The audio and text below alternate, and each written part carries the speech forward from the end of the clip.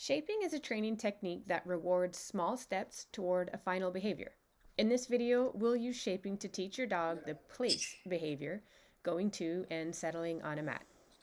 Start by placing a mat on the floor in a quiet area. Sit nearby with a few treats and your clicker or marker word ready. At first, reward any interest in the mat, looking at it, sniffing it, or stepping toward it. Mark the moment and toss the treat onto the mat. Introduce a release cue like free or okay after rewarding, then encourage your dog to return on their own.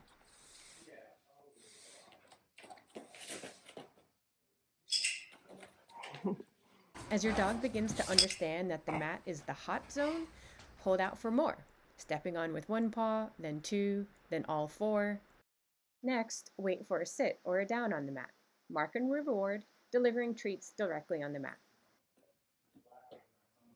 Over time, your dog will start offering the full behavior, walking to the mat and lying down without needing direction. Nice. Good job. This is the power of shaping, letting your dog figure it out through smart reinforcement. Nice boy. There you go. To grow your skills with shaping, explore more training videos and articles online. It's a fun and rewarding technique for both handler and dog.